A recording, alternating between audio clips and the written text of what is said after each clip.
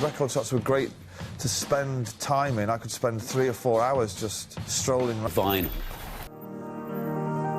Around 130 grams of vinyl and acetate mix, 1,600 feet of groove, 33 1/3 revolutions per minute. The long-playing vinyl record was unveiled to the world by Columbia Records in 1948.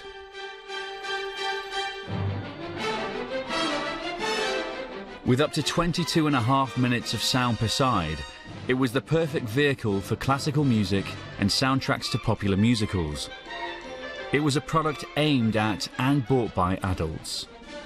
I remember a lot of soundtrack albums, you know, your parents went to see a show or a film, then they'd get West Side Story soundtrack or Oklahoma soundtrack or My Fair Lady, and it was very much I saw LPs as being part of the grown-up world.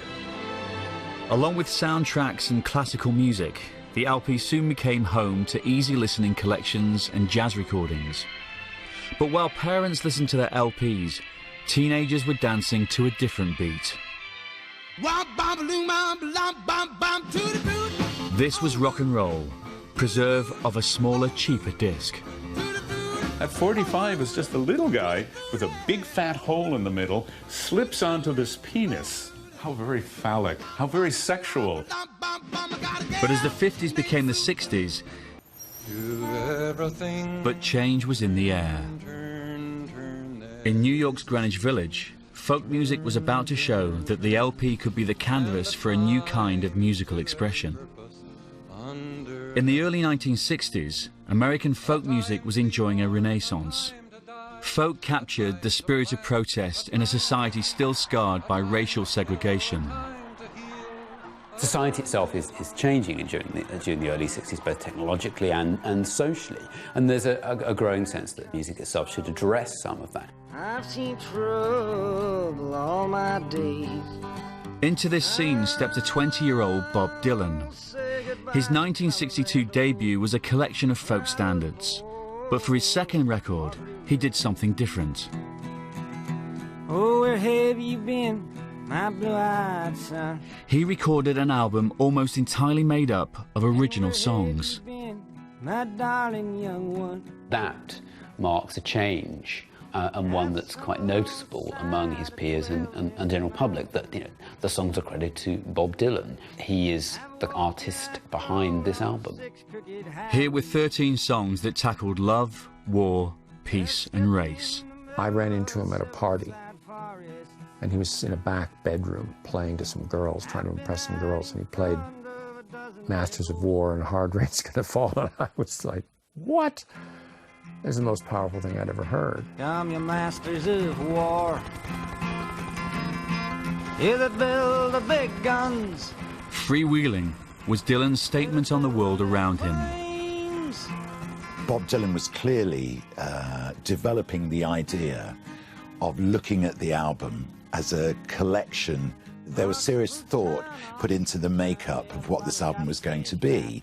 Sun don't shine above the ground. This was a landmark. This was a new chapter in American music. The answer, my friend, is a blowing in the wind. The answer is blowing in the wind. Powerful. Well, before I start singing, and it's hard, and it's hard. The expansive canvas of the long player had allowed Bob Dylan to find his voice. In return, Dylan had given the album a new purpose.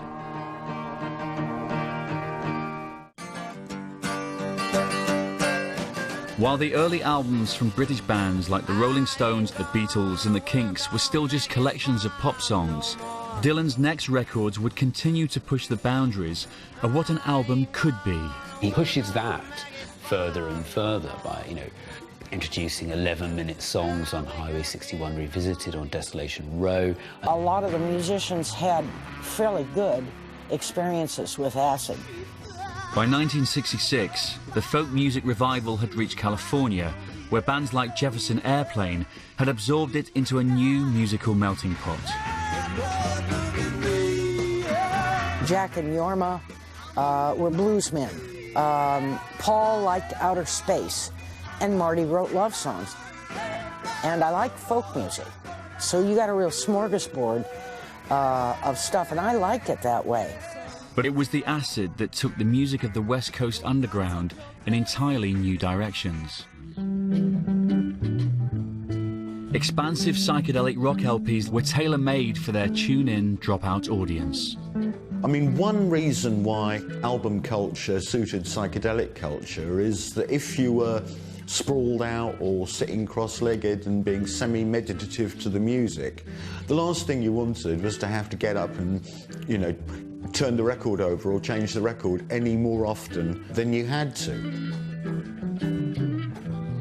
Call your friends and come on over, and everybody sit and listen to the whole album all at once. You make comments about it afterwards, smoke a bunch of dope or have wine or whatever you do, and it was great. But while this new audience devoured the records of the psychedelic scene, one place this new album-based music couldn't be heard was radio. So, you know, there wasn't a lot of platform on air for album music until the arrival of KSAN in San Francisco. KSAN was a local station that revolutionized American radio. In 1967, a KSAN DJ connected to the psychedelic scene called Tom Donahue stopped broadcasting chart hits and started playing album tracks instead. This is Tom Donahue at KSAN, KSAN, Metro Media Stereo 95, San Francisco, Oakland. This new format was an instant success. By the late 60s, every town in America had an FM station with at least a late-night free-form show, if not all day long. It was a massive game changer. The origination of the engine, the first part of the engine that powered albums. World tour. They returned to London's Abbey Road studios to begin another recording session. But this time, things would be different. Out of the blue, John says to George Martin, you know, on this record, we're going to create sounds that, you know, no one's ever heard before. We don't have to worry about reproducing them live because we're never going to tour again. At the end of 1966, the Beatles started work on Sgt. Pepper's Lonely Hearts Club Band, and so began the most ambitious album recording session to date. When you see shots of George Harrison bundling out of a Rolls Royce and in through the door of Abbey Road with reams and reams of A4, waving at everyone, head down, getting into the studio, getting to work, it's like they must have felt like they were splitting the atom in there. For those inside Abbey Road, it was clear the band wanted this to be a different kind of recording session. John especially was looking for something new, but the things weren't in the studio to create things new, so that was the sort of gauntlet that was thrown down. Analog 4-track studio technology was to be pushed to its limit. Every time we were going to use an instrument, they were fed up with listening to a guitar sounding like a guitar, or a piano sounding like a piano, you know, a cowbell sounding like a cowbell.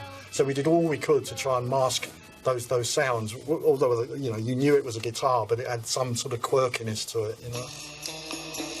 This intensive approach to recording was another influence picked up from the American psychedelic scene. The idea that it's possible to, you know, really spend time in the studio and experiment and explore. Brian Wilson was doing that with Pet Sounds, and Paul sort of picked that baton up as well. All right, here we go then. We'll send the tape. Are you ready, Richard? Just coming. Marshalling the band was veteran producer George Martin.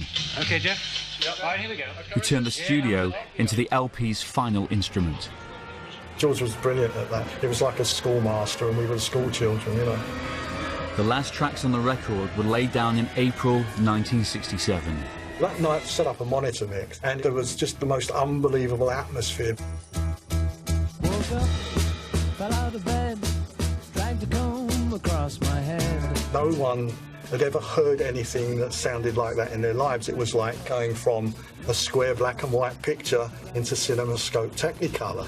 And Ron Richards was sitting on the floor by the mixing console, and Ron was the producer of the Hollies, and Ron had his head in his hands, and he said, I'm going to give the business up. That was his intention. It was that amazing.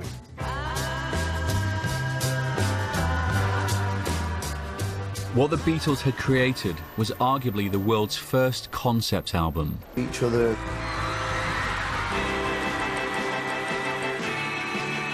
The way that the stories and the themes reappear.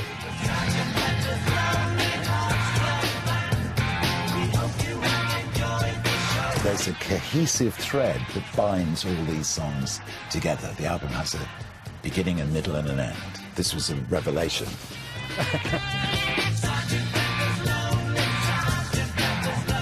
The concept of an imaginary band on tour was played out on the album sleeve as well.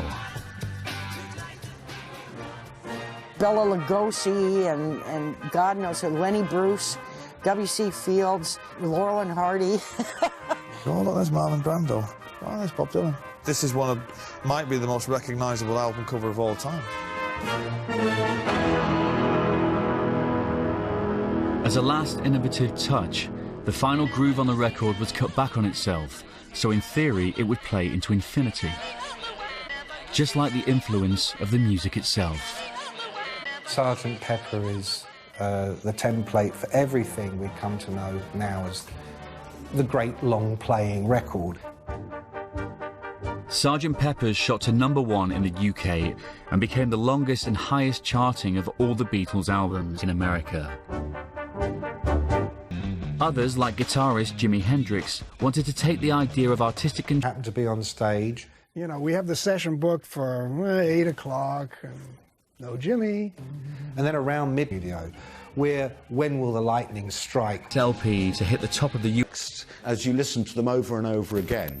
Since I was a young boy, I played the silver ball. In London, The Who, once known as a singles band, released a double album called Tommy. Its writer, Pete Townsend, proclaimed it a rock opera.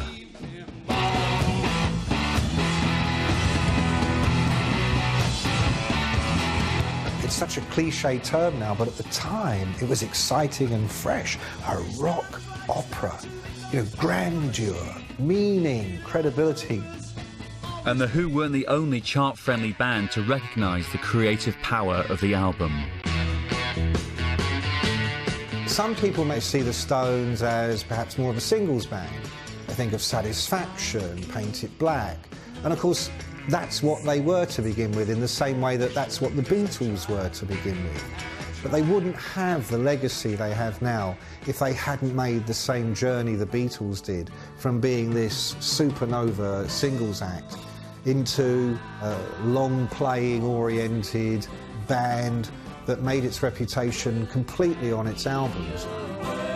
Starting in 1968, the Stones made a series of 4 albums which would be seen by many as their creative peak. If you think of some of their greatest tracks, Sympathy for the Devil, You Can't Always Get What You Want, Wild Horses, none of these are singles. The more rock bands embraced the LP and pushed its artistic boundaries, the more sales soared. By 1969, some 200 million albums were being bought annually in the US. And rock LPs accounted for 4/5 of these sales. The economics of the industry were changing. Commercial success no longer depended on hit singles, as one band was about to prove.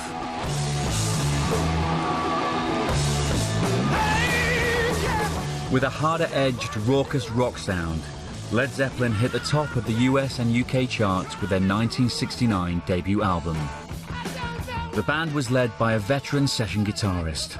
We're talking about a guy, Jimmy Page, who'd played on something like 60% of every hit single made in London over the previous 5 years. Led Zeppelin were Page's way out from a career of playing on other people's hit singles. The whole idea is for Jimmy Page. Well, I think the number was something like 3,000 went to Manchester before I could stop them going there. Even with no singles to promote it, Led Zeppelin 2 topped the charts in both America and Britain in 1970. Jimmy and Peter Grant and Led Zeppelin were right. By not having a single, that Led Zeppelin 2 album was selling like it was into record sales. How come I'm selling 70,000 and they're selling 1 million, 2 million albums? With Columbia riding high on sales of rock LPs, Clive Davis knew better than anyone where the album buying market was: rock fans. I might say, Miles, you know, you're playing in small jazz clubs. I said, you've got to get out where the young people are. You're going to be impressed with what you hear. Somehow it's going to influence your music. And moreover, you're going to have an audience that just doesn't go to your jazz clubs. So for his next project, Miles Davis took a whole new approach to the jazz LP. At this particular moment, you suddenly get Miles Davis dropping the suit and tie, dropping the super jazz cool, suddenly dressing like Jimi Hendrix. Big shades, robes, and suddenly he makes this extraordinary album called Bitches Brew. The double album Bitches Brew was released in 1970 with a cover from artist Marty Klavine, whose work had adorned Jimi Hendrix LPs.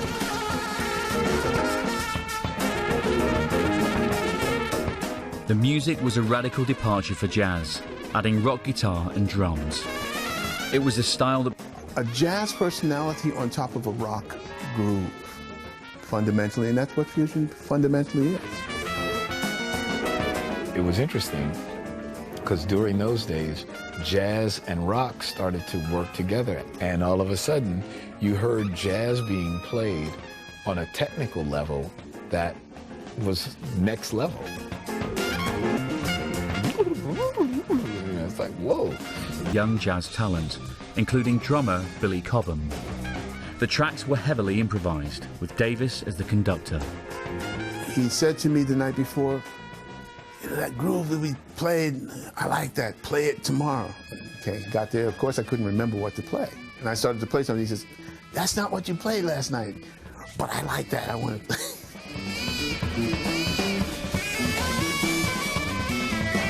Bitches Brew changed everything for Davis. Hardcore jazz fans were outraged by this new direction. But Davis was now playing to rock fans at the Isle of Wight Festival in 1970. Is this a jazz festival? No. Is this a pop festival? Absolutely not. This is a rock, long playing, freak out, far out, join in, trip out, go on your journey festival. The musicians from Bitches Brew would go on to form bands like Mahavishnu Orchestra, Weather Report and Return to Forever, whose LPs would cement fusion as jazz's dominant direction for the 1970s.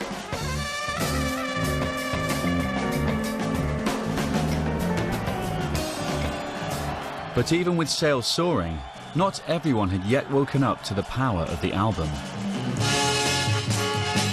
Was the idea of the 2.5-minute single that was instantly recognisable, that essentially, at least in the 60s, an album company.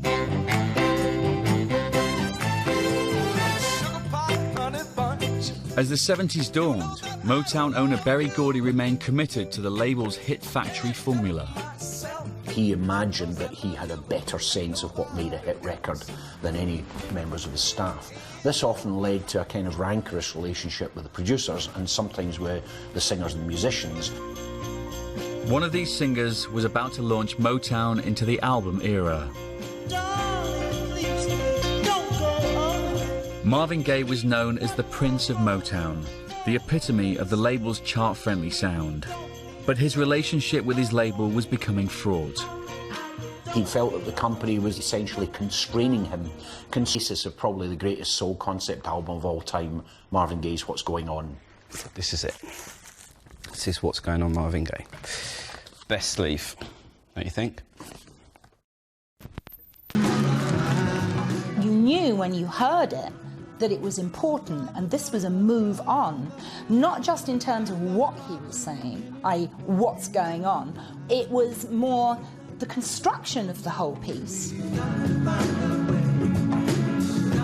The tracks on What's Going On seemed to melt into one another. They began to realise that there was a market in the album, and then that subsequently set the tone for big albums by Diana Ross, Stevie Wonder's 3 albums in the 70s. It's this moment where rock and the whole idea of the long-playing record actually now infiltrates every sphere of music. The early 70s saw musicians from all backgrounds embracing the approach and commercial potential of the rock album. Bands like Jethro Tull fuse rock with English folk. The Doobie Brothers mix rock with country. And in the glam rock scene, the power of the album divided 2 of the biggest artists, Marc Bolan and David Bowie. The crucial difference, really, between what T-Rex and Marc Bolan were doing and what David Bowie and the Spiders from Mars were doing. It was his focus. I think Marc Bolan and David Bowie, they always had different goals. Marc Bolan wanted to have singles. He wanted to emulate the singles that he grew up with by Little Richard, Elvis Presley. David made great albums and let the single be damned. He did get great singles out of the albums, but it wasn't his purpose. It wasn't his primary purpose. Bowie used LPs to stretch himself as an artist. I hadn't seen him for a whole year and a half, and he came to my apartment in full Ziggy regalia. No eyebrows, spiky orange hair and all that. But when this voice came out of that person, it was my friend David. Now Ziggy play guitar, jamming good with weird. He was the first rock star to invent a rock star, to invent a person with another name. You know, that's unbelievable. And then he could still be, the album could be Ziggy Stardust and the Spiders from Mars. So, you know, Bolan was the pathfinder in a way when it comes to glam rock. But it was David Bowie, it was Roxy Music. Those were the artists that really benefited long term because they were LP artists. As well as allowing artists the space to grow creatively, the album also allowed them to look inward and explore a more personal agenda. In the early 70s, a new kind of musician started to adopt the album, the singer-songwriter. Suddenly it was like people kind of sat down and were contemplating people more and were wanting to know more what they had to say and what they had to say about the world, as it were. Therefore it became more introspective. Tonight you're mine completely. Carole King had spent the 1960s writing hits for other people. A lot of what we did in the early days, creating a really good track and getting a couple of good-looking kids and putting them on it, that was a different business. But stardom in the era of the album depended on a different set of quality. A hit single or something, it was way past that. So far away, doesn't anybody stay in one place anymore? Tapestry would be the most personal and intimate work of King's career. In the older sessions, you went in, whatever the lights were, that's what you recorded under. In these kind of sessions, if you're doing a ballad, you turn the lights down a little bit. Long ago, I reached for you and... When I describe what Tapestry means to me, I always describe it as it's the musical equivalent of your big sister or your big brother putting the kettle on when you're having a really bad time, and they're like, come over here, come on, we'll sort it out, we'll have a cup of tea, we'll fix the world.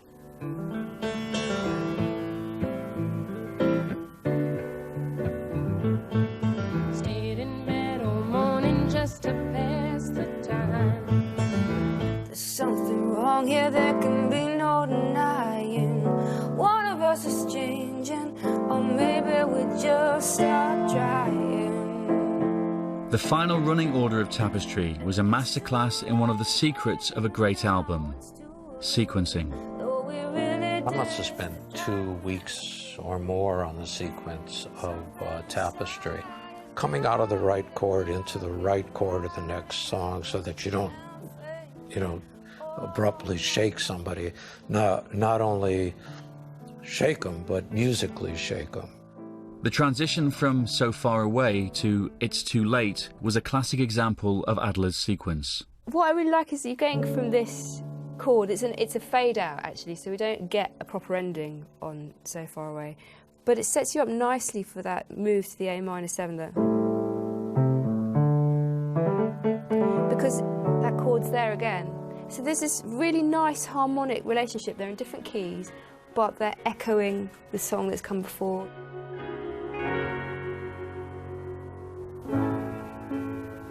Looking out. Tapestry was released in the US in March 1971. All that kind of pop thing that she had come from, she poured into this album, but it's very personalised too, and that's quite a potent combination.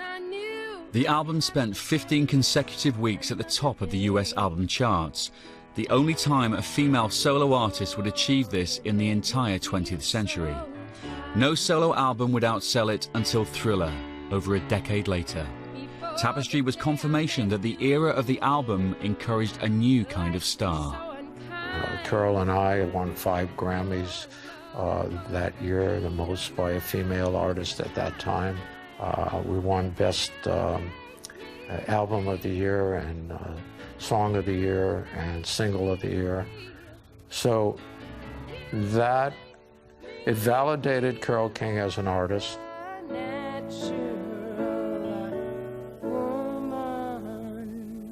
Artists like James Taylor, Joni Mitchell and Don McLean contributed to the sax style of the singer-songwriters.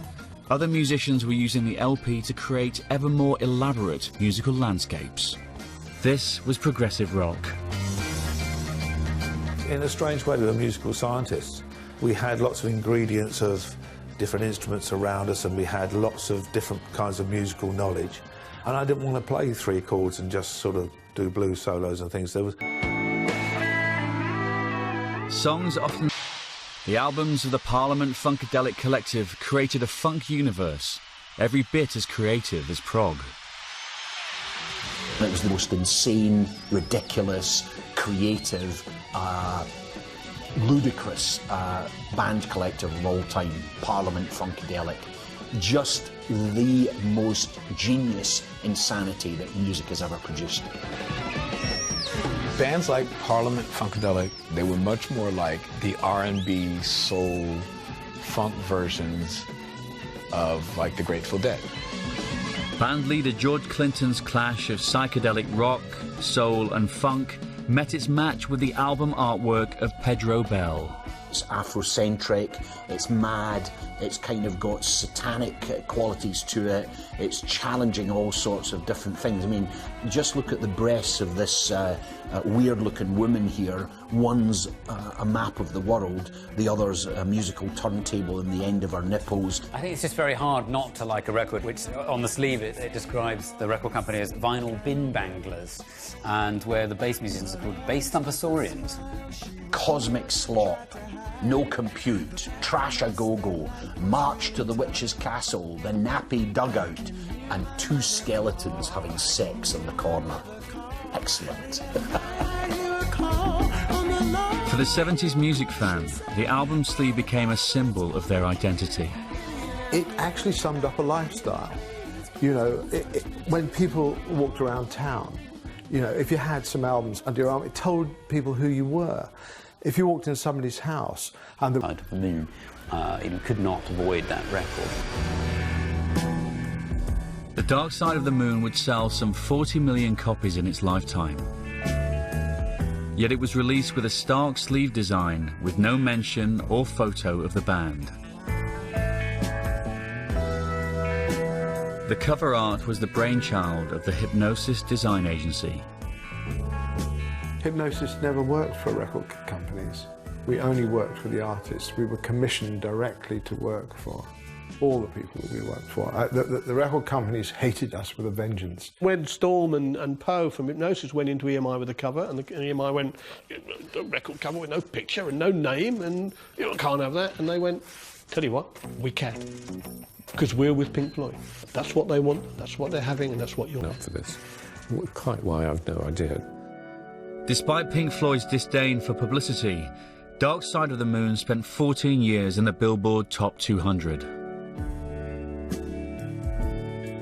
No other album has ever come close to this feat. This piece of work, I think they'll still be listening to in the same way they listened to Mozart, you know, in hundreds of years' time. It's just perfect. There are no rough edges. You're going to ask me why I think Dark Side was successful. And my answer is that it's more than one reason. It isn't just because the drums are so fantastic or anything like that. It's actually the fact the lyrics are extraordinary in that they're more relevant to a 50-year-old than they are to a 23-year-old in many ways. A startup independent label called Virgin Records was delivered to... It's, you know, what life is about. I thought one day I'll make my own album. In 1973, young musician Mike Oldfield sent a set of home demos to every record company in London. No one was interested. But then they came to the attention of an independent record shop owner. Somebody brought... and he called. For about 5 seconds and said, I think I'm feeling slightly better.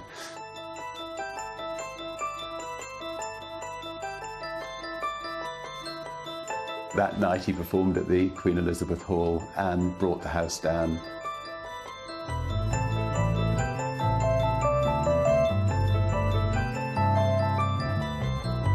It was absolutely, breathtaking. I mean, standing ovation for I don't know, 20 minutes at the end. The audience absolutely loved it, which is a rapturous reception. Rather nice. And I got the Bentley. Tubular Bells has sold 18 million copies worldwide and spent nearly 300 weeks in the charts. It was the album upon which Richard Branson built his empire. Obviously, Tubular Bells, made an enormous difference, and it really kicked off our record company. Bet. In 1975, Queen began recording their 4th album, A Night at the Opera.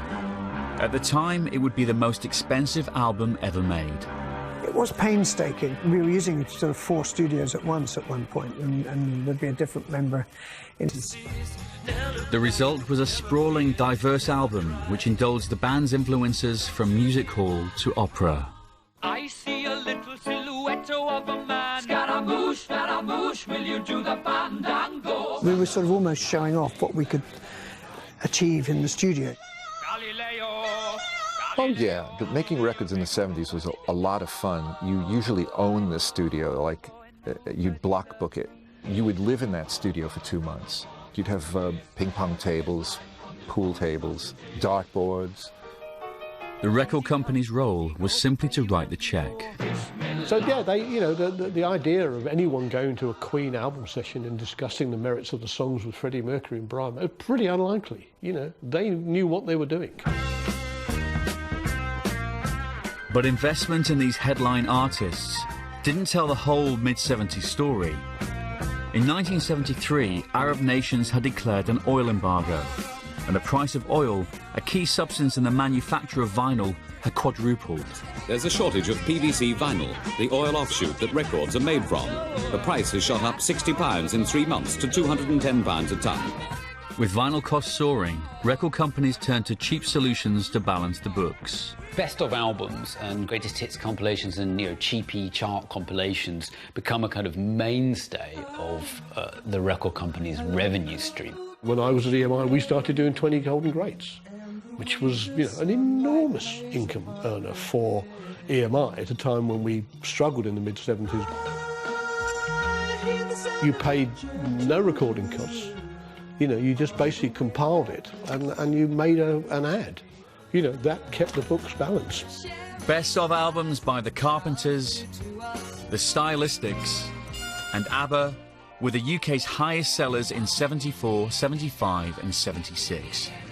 And in the huge rock market, there was another way to package collections of hits cheaply: the live album. It's better than a greatest hits because the greatest hits were kind of like for the part-timers or the non-serious fans, the here today, gone later today crowd. Live albums, though, had their cake and ate it all up. You know, you had all the hits, but done in a new, unfamiliar style. It was easy as pie to make a live album. You would just show up with a truck that had a 16-track recorder in it, set up the mics, you know, or take a feed off the stage mics, and... Peter Frampton had released 4 studio albums, none of which had even scratched the US Top 20. For his first live album, he took to the stage at San Francisco's Winterland Arena. It was 7,000 people, you know, in Winterland, and when we walked out, got this huge ovation. And because of that, I think we forgot that we were recording, and the audience just brought something to the show, and we just did one hell of a show that night. The recording of a live LP was the reverse of the often lengthy, complex sessions of a studio album. I'm standing at the back of the control room, leaning up against the wall, and Ray just he said, I'm not going to do a mix, I'm just going to put all the faders up. He said, check this out. And I don't remember what he played first. I just remember us all going, and just the energy that we'd captured from that. It was just quite special. The mix of Frampton's best material, his rapport with the audience, and the instantly recognisable talkbox was a smash hit.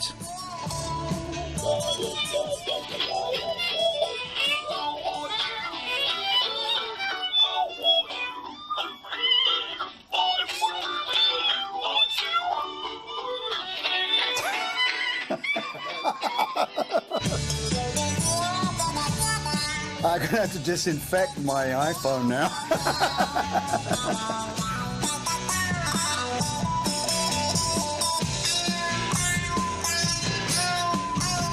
The album became the biggest selling record of 1976 in America and the biggest selling live rock album of all time.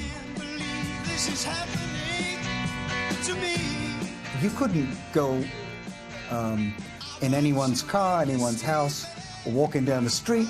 You heard Comes Alive coming from someone. Now, bigger, corporate companies have got hold of radio in America, and we're beginning to want certain tracks played from certain albums. Radio had gone from playing every new song that the music industry put out to a very tight playlist. And no one in a competitive market wanted to be the first one to try out a new song. So increasingly, they heralded a whole new style of rock music. I would say Boston was the first album of a certain genre, and that genre was continued on by acts like Journey and Styx and Kansas and other artists that had a sonic signature, that sounded great on the radio, that were definitely rock, but also melodic, and also had a lot of other things going for it than just a plain... Foreigner, Journey, REO Speedwagon, was that we now had the formula. We now had the rules, the map, we could build it in the laboratory, a little bit of Zepp, a little bit of Beatles, a little bit of this and that, and we could come up with this really beautiful anthem that'll sound perfect on FM radio in America.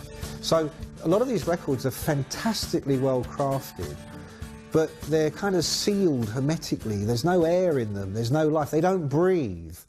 Welcome to the Hotel California. Polished melodic rock was becoming a feature of the American charts. In 1977, the Eagles' Hotel California was knocked off the #1 spot by the biggest selling album of the year, Fleetwood Mac's Rumours. An album like Rumours, for instance, manages to combine the kind of rhythmic, catchy element of kind of rock and roll. Too. The British prog artists, famous for pushing the envelope of the album in the early 70s, were now increasingly accused of indulgence. I think progressive music started with every good intention, you know, and it started in the way we've been describing of you know, pushing out, let's experiment, let's see how far we can go, let's introduce lots of other different elements into it, you know. And I remember my turning point with all of this came watching Yes at Madison Square Garden, where there were pods lowered down through dry ice, you know, onto the stage, and the pod opened, and the drummer steps out, you know, through the dry ice, all to very sort of dramatic, you know, music going on, and I began to think, whoa, you know, hang on a minute, we have now come about as far away from Elvis being at the RCA studio in '56 as you could possibly get. All those guys that were in their early 30s by, you know, the mid-70s, they were all pretty ropey, you know. It wasn't just the LP, it was the Rolling Stones too, you know, it wasn't just Pink Floyd, it was David Bowie too. The promise of the long-playing album was no longer delivering for a new generation of music fans. But once again, the album was about to be reinvented and stripped down production. It's got the word sex and bollocks on it. And I'm an arrogant bastard. Seriously. And I'd give them all up to have written that. I truly would. 1977 also saw debut albums from the Stranglers, The Clash and The Damned. Even for this revolutionary, raw, anti-establishment music, the album was crucial. Punk rock and new wave, which I think was, you know, the last great flowering of the LP, because everybody wanted their LP, even if they were like the Ramones. You know, even if they did, all their songs lasted for 2 minutes, you still had to get your album out, because you weren't a grown-up rock band unless you did that. Soundtracks. But the long-playing album was spinning on borrowed time. The record industry is enjoying an unparalleled level of dominance and success in 1978. Sales of vinyl albums are at their peak. Then it's unfortunately followed in 1979 by a mission for young consumers' attentions. They're concerned about the arrival of computer games, both in arcades and their own TV consoles.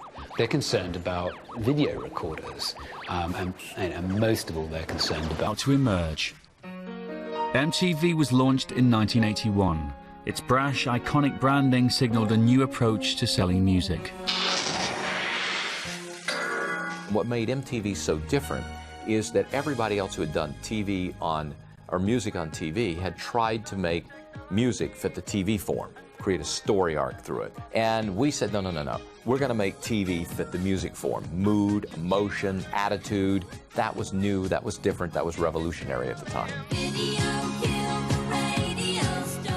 The music video changed the whole way music was marketed for a while. I mean, in the old days, you'd have to hear a song 5, 6, 7, 8, 9 times, and then you say, oh, I gotta have this thing.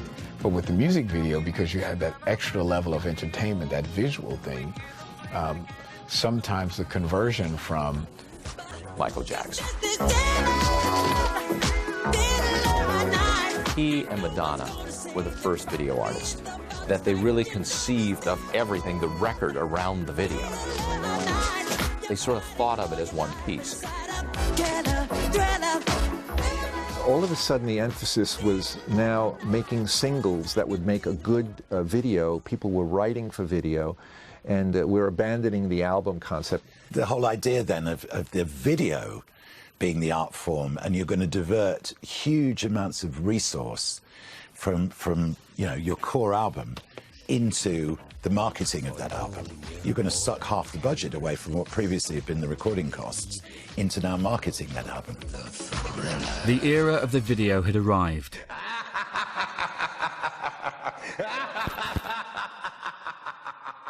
The long-playing... I consider myself extremely fortunate to have been in the music business in what I think will be looked back on as a golden era, and that is the vinyl era. I think was the most productive, the most musical, and the most forward-thinking era in the entire 140 years of the music industry. Things like, you know, Pink Floyd, Dark Side of the Moon, you know, would never have been able to exist without the LP. And so there were beautiful albums produced that only could work in LP form. It's like sitting by an old fire, a crackly piece of vinyl. There's something really